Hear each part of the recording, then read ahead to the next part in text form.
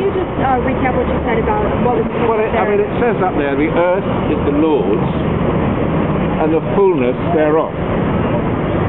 That's the idea that the resources of planet Earth belong to no individual, can't be privatised. To say that it belongs to God is to say that all of us have equal access to and ownership of the resources of planet Earth.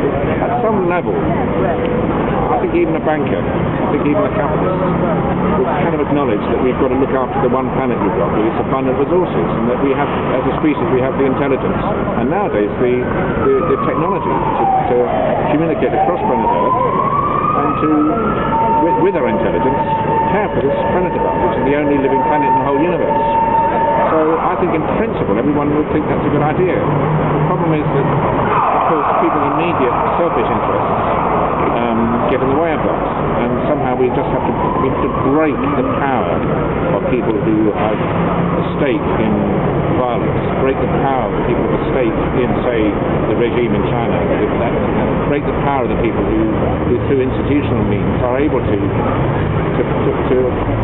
fence off bits of the planet and pillage rainforests, for example, for the property logging companies, to pillage the ocean, to pillage planet Earth. I mean, we need to, in some ways, although I believe in dialogue, in some ways you can't talk to people who've got who aren't on the same level as you. These people have got a lot of power. Their economic power is backed up by violence. You have to break that power. Once they've surrendered that power, then we can talk to them.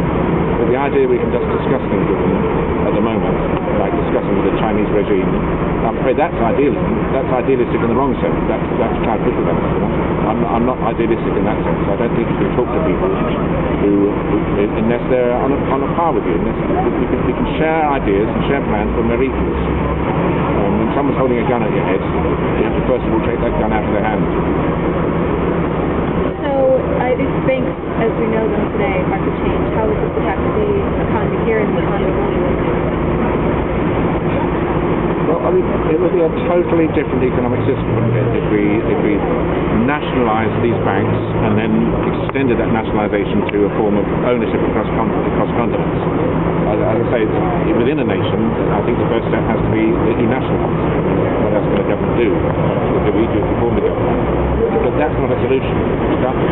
No modern bank can be just like operating within a nation state. So we need to extend that.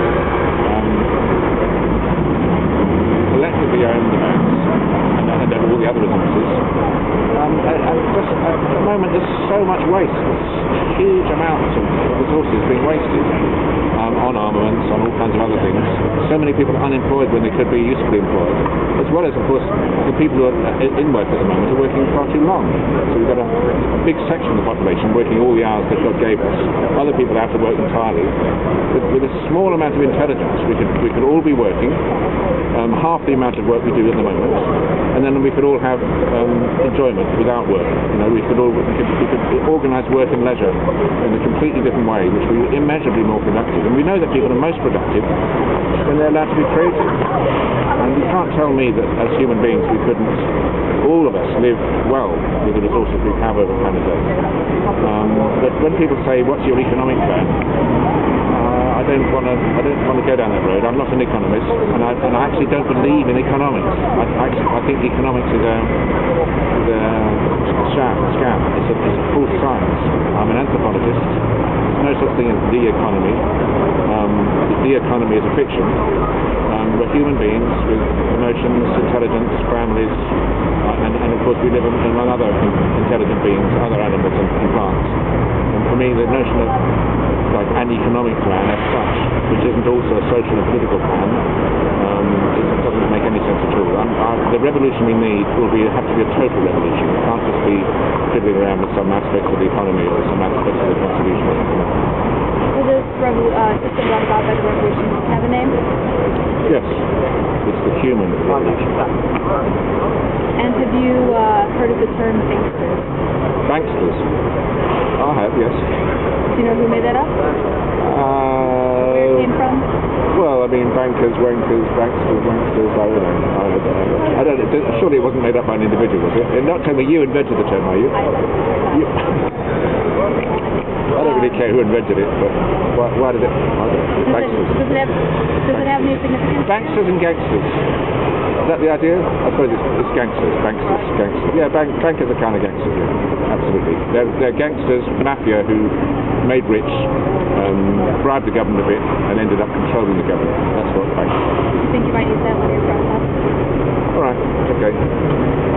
Good idea. Okay, we'll go for that. I've learned something. Great. Just about this, do you want to make a city in the city or you want to reform The city. yeah, the place? I don't want to reform it, and I don't want to make cities are lovely places, you know. I don't want to make it disappear exactly, but yeah, the City of London, as we've known it as an institution, is going to be flown sky high. Yeah, absolutely, it's got to go. So would you say you have to say that?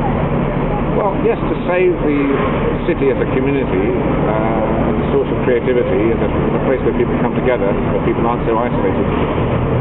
Yes, it needs to be saved by being in a way destroyed. Yes, yes, death and resurrection. That's well, as life itself, isn't it? Anything else? Okay. Thank you very much. Thanks a lot. Thank you, Bruce.